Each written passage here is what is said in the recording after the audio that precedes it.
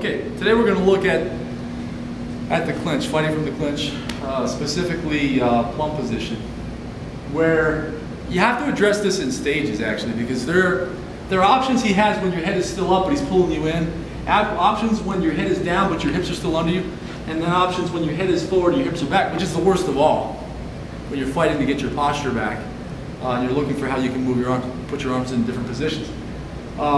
I think too often it's taught just as in a continuum where everything is thrown in together. And it turns out that the options are radically different from the early stage to mid stage and then what I would consider a late stage or a very dire stage.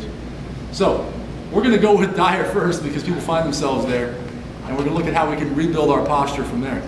So he's got me really in a bad spot. See how my head is against his chest, under his chin there, and his elbows are squeezing close together.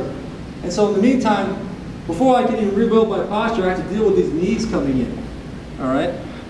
So we'll look at several, there's so many approaches, but we'll look at a couple where first the knee is coming in, and I line my elbow up with the incoming thigh to make it hurt him. Not only blocks the knee from hitting me, but it makes it hurt him to discourage the practice. Now, from here also, when I'm starting to get my hips under and blocking these, if I can bring my hands over and push back, when his head is back like that, his back is arched and he can't throw knees. And then from here I'm pushing out, I might throw a knee of my own or grab it and start to work in return. So the first approach to this really bad spot is to sharpshoot his leg with your elbow. That point of that elbow really hurts. It helps to block it as well. It's not a final solution. And then coming up over and pushing his head back can be very useful. But as he's got me here, to really solve this, I have to get my head up and get my posture and get control of his head. So to do that, if his elbows are at all spread, I might try to snake my arm in, but you often find you can't. You can't get it in when the guy knows how to work it. So what I do instead is I push out on the elbow and I bring, let me give you a little room so I can just describe it. I push his elbow out and bring my other arm in. Now at this point, he might keep this elbow in and I can't get the other one through. So I have to then settle for head and forearm control here.